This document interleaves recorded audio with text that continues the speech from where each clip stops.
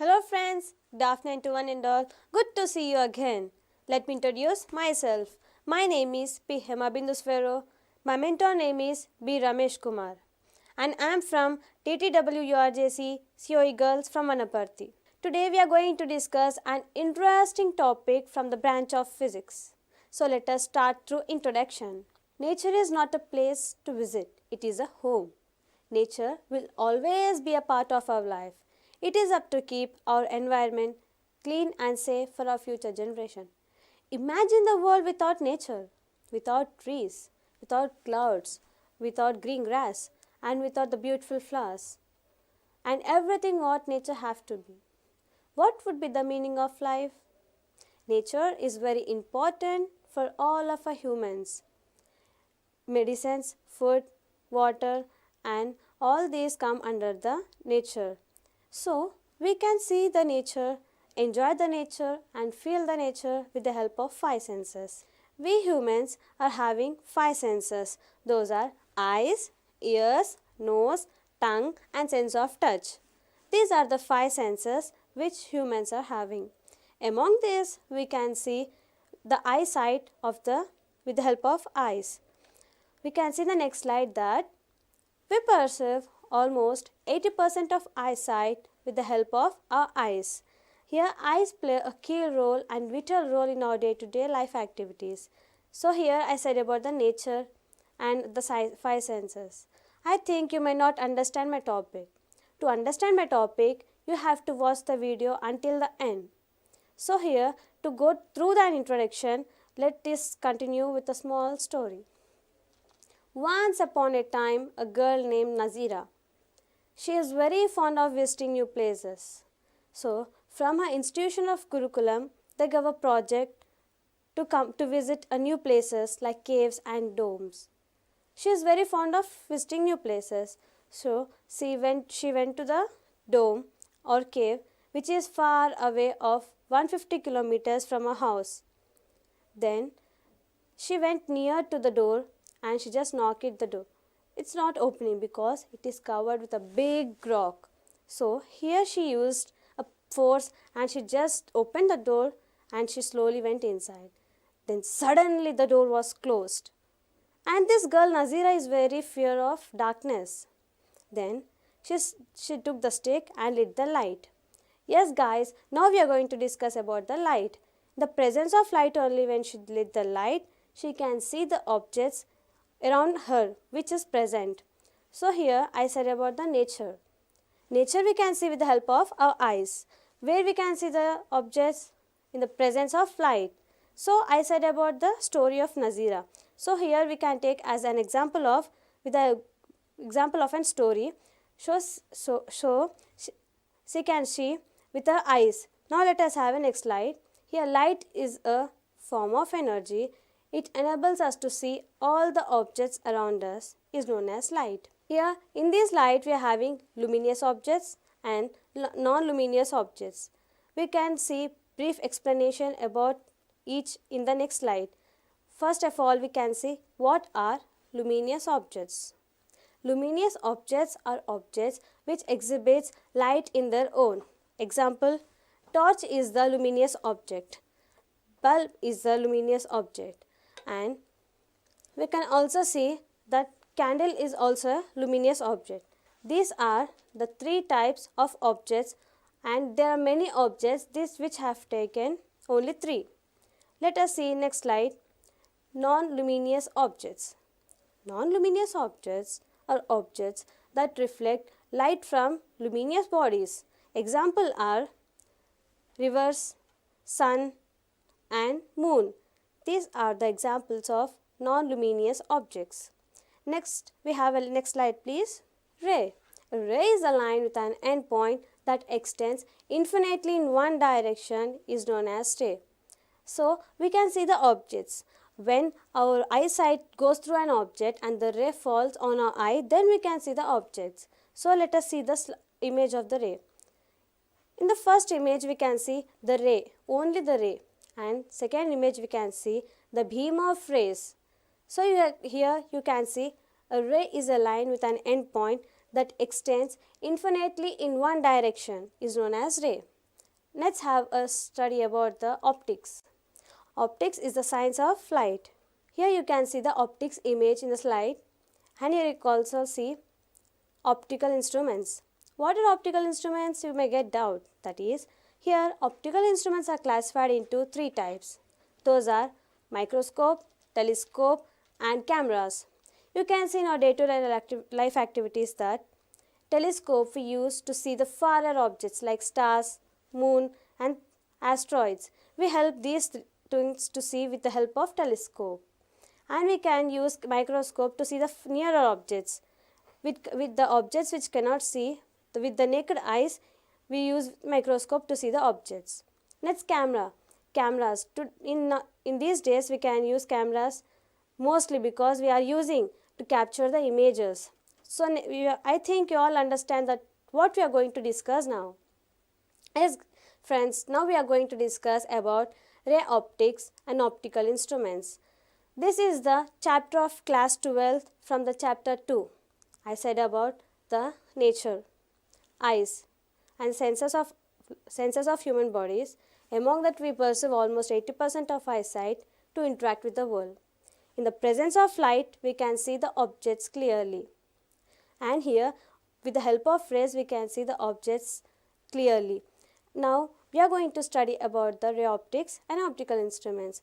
Come on guys, now enter into the top chapter.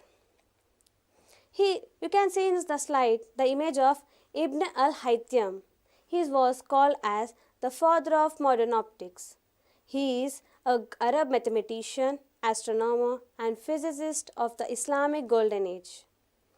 Ibn al-Haytham discovered the pinhole camera. He is known as the Arab mathematician and astronomer and physicist of the Islamic Golden Age. This is the introduction of Ibn al-Haytham. Next we see here about the mirrors. Basically mirrors are classified into two types. We all know that. In the previous class in the 10th we have studied about this briefly. So let us recall again here, as mirrors are classified into two types. Those are spherical mirrors and plane mirrors. Again, spherical mirrors are classified into two types. Those are concave mirror and convex mirror. Here let us study in detail each term in the next slide. Here first, what is a mirror? You get that. Here you can see the what is mirror. See here I have taken a mirror. This is the example of the mirror. We can use plane mirror in our day-to-day life activities to see our images. See I'm seeing in my image. Oh, I'm looking so pretty. The actions which are done by us, we can see with the help of a mirror. So first we know what is the definition of mirror. A mirror is a glass which is polished or silvered in one side. You can see here, this is a mirror which is polished or silvered on one side. Here you can see the object which you can see like this. You can see your image like this. And it is polished or silvered one side. This is called as a mirror. If you get doubt, you can see the images are present in the slide also. Next slide, we go to the properties of mirror. Image formed by a plane mirror is always virtual and erect. If I see my object, if I am standing in front of the mirror, if I stand here, my right hand will be here. If you see in the mirror, your right hand will be the left hand of image. And the size of the object is equal to the size of the image. The third one is the image is laterally inverted. These are the three properties of mirror. Next slide moves to the types of mirrors. Just now I said what is mirror. Now we can see the types of mirrors. Spherical mirror and plane mirror. In the slide you can see the spherical mirrors and the plane mirror. Just now I showed the example also, and you can see a small boy looking into the mirror is an example of a plane mirror. Let us study each term detail in the next slide. Here you can see the spherical mirror. Spherical mirror is a mirror which is spherical in shape, is known as the spherical mirror. We can use spherical mirrors in our day-to-day life activities, and we are using two. Next one we are going to see about here you can see the types of spherical mirrors An example in our day-to-day life activities we can take as cake also. For example, you can do as practical. You can see here, this is a spherical surface. This was cutted into the pieces. You can see, we can cut the cake also like this. If you take any part from these like this, here you can find the reflecting surface. Here you can see, I have taken from the surface of the circle, I have taken a part. Here you can see the reflecting surface. It is bending, it's not straight, it's bending. So the reflecting surface which is curved inward is known as the concave mirror, and the reflecting surface which is bulging, which is reflecting surface curved outwards, known as a convex mirror. Let us study this about detail. See now, let me study about the pole here. A pole is nothing but the center of the spherical surface of the mirror is called pole of the mirror. You can see this is a plain one. Here you can take this and can keep here. This is called as pole. The center of the spherical surface here the center of the spherical surface of the mirror is called the pole of the mirror. Principal axis. The horizontal line which is passing through the center of curvature is known as the principal axis. Next here you can see the image of the principal axis and focus. Focus is nothing but the converging of rays is known as a focus. Here you can see here, these are the pins which converge at a point here. With the experiment we can say this is a rubber foam. This is a rubber foam. Pin it to the foam. These pins we should be pinned to the foam, and if you compress this foam you can get the converging point. This point is known as the focus. Yes guys, now we are going to discuss about the focus with an experiment we have discussed. Now we are going to see about the center of curvature. Center of curvature is the center of the sphere of which the spherical mirror is a part, is known as the center of curvature. Radius of curvature, the distance between the pole and the center of curvature is known as the radius of curvature. Just now we said that about the definition of pole and center of curvature. So the distance between the pole and center of curvature is known as the radius of curvature. In the next slide we are going to see about the paraxial rays. Paraxial rays are nothing but the lines which are nearer to the principal axis. The lines which are nearer to the principal axis, these are known as the paraxial rays. And marginal rays are nothing but which are at the corners. In the image you can see the example also here, which is far to the principal axis, or we can say at the end of the concave or convex mirror we can see the marginal rays. Here image. We can see our image in a mirror. The general impression that a person, organization or product presents to the public is known as the image. Next definition shows us about the real image or virtual image. We are having two types of image. Those are real image and virtual image. Real image and virtual image. Here real image is nothing but real image are formed when the light rays are actually converge. Just now we saw about the rubber foam, the converge. Here also real images are formed when rays of light actually converge is known as a real image. Here you can see a small boy seeing his image with the help of the mirror. So he can find there the real image. Virtual image is nothing but virtual image is an image formed when the outgoing rays form a point on an object always diverge. Here in the slide you can see the image which is the object is very large, and after the virtual image is looking so small. So this is called as a virtual image. Virtual image is an image formed when the outgoing rays form a point on an object always diverge. Next you can see about here the object distance and the image distance. The distance between the object and the mirror is known as the object distance, and the distance between the image and the mirror is known as the image distance. These are the two distances in which we are going to study about the mirrors. Just now we said in the front, we are going to discuss about that later. But now we are going to see about the myopia. Nowadays childhood children are not only children but all the people are facing problems that the defect of eye lens. They couldn't see some people couldn't see the far objects, they can see the near objects, and some people cannot see the far objects, can see the near objects. Like this, they are facing somewhat of the problems, right? So now we are going to study about the myopia and hypermetropia. The defect of eye lens to form an image in front of retina is known as myopia. I would like to repeat again. The defect of eye lens to form an image in front of mirror is in front of retina is known as a myopia. This is an image of the myopia. Now we are going to study about the hypermetropia. The defect of eye lens to form an image behind the retina is known as a hypermetropia. Here in the previous slide you can see myopia. This myopia can be corrected by the concave lens, and hypermetropia is corrected by the convex lens. This is all about the terms of the mirrors and lenses of myopia and hypermetropia. Now we are going to have the types of mirrors and what are they. They are classified into two types. They are concave mirror and convex mirror. Let us study this in detail about in the next slide.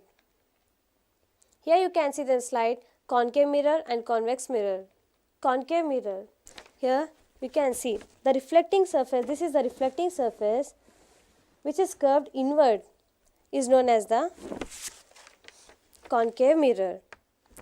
Here you can see the reflecting surface which is curved inward is known as the concave mirror. And these concave mirror, the uses of the concave mirrors are used in shavings, makeup mirrors, dental mirrors and car headlight mirrors. These concave mirrors are which is reflecting surface, or it is also called as the converging points. The converging of rays is known as also as concave mirror. Next we are going to study up the convex mirror. Here the reflecting surface which is curved outward. Just now we see that the reflecting surface which is curved inward is known as a concave mirror. Now we are going to see about the reflecting surface which is curved outward is known as the convex mirror. The reflecting surface which is curved outward is known as the convex mirror, or it is also known as the diverging mirror. The uses of these concave and convex mirror we have seen. I didn't say about the convex mirror uses, right? Let us have now. Uses of convex mirror are because convex mirrors produce small, virtual, upright images.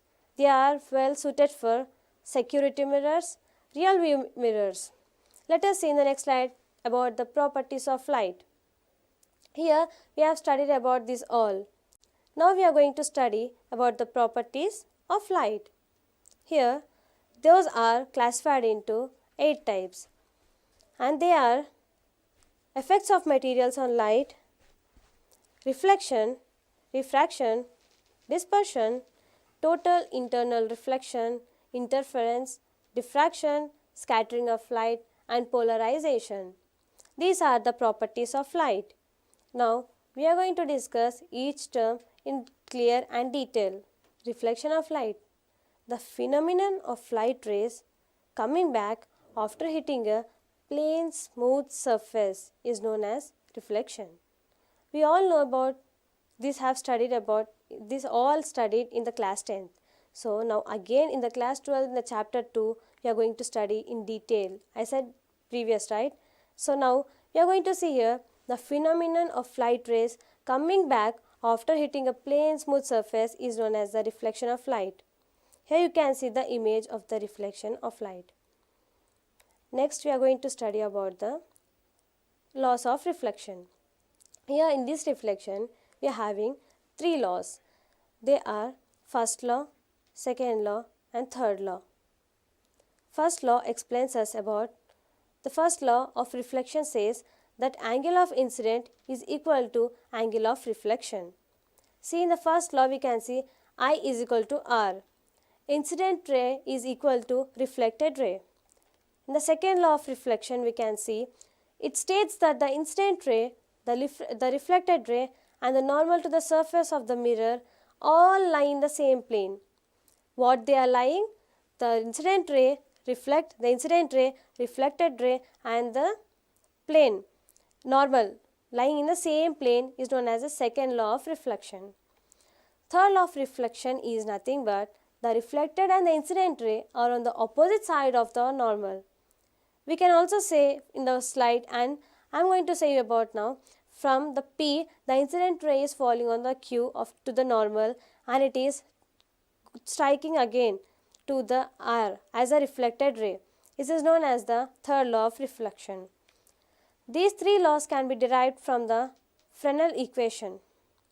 The Fresnel equation describes the reflection and transmission of light when incident and interferes between different optical media. These three laws were derived from the Fresnel equation. Now we are going to see about the refraction of light. Refraction. Before I am going to say about this, let us do the small experiment. Take a beaker and add some water in the beaker, and then take any object, like I have taken pen. You keep here pen in the beaker. You can see here enlarged. You can see differences here and there under the water also. So what is this called as? Can you all? No, just I want to say about this. Listen properly. I have put pen inside. If I remove this pen, you can see this. It is in the normal. If I dip in the water, you can see here the differences above the water and below the water. So this is known as a reflection. It is nothing but refraction. Yes, refraction is the bending of light as it passes from one place to another. And the image of this refraction of light is, these are the examples. Not only with the help of pen, we can use anything, straws, pens, sticks, and everything under the water. It looks as enlarged. This is all about the refraction. In the next slide, we can see dispersion. Splitting of white light into 7 different colors is known as dispersion. Those 7 colors we can say as VIBGYOR. It is also in the form of rainbow also. Red, orange, yellow, green, blue, indigo, and violet. We can see dispersion in our day-to-day life activities examples as bubbles, and this CDs you can see here indigo color, rainbow color formed here. And next we are going to see about, through prism also we can see total internal reflection. When a light ray enters from a denser medium to rarer medium, the angle of reflection is greater than the angle of incidence is known as the total internal reflection. Here are the examples of the total internal reflection. Mirages and the turtle under the water.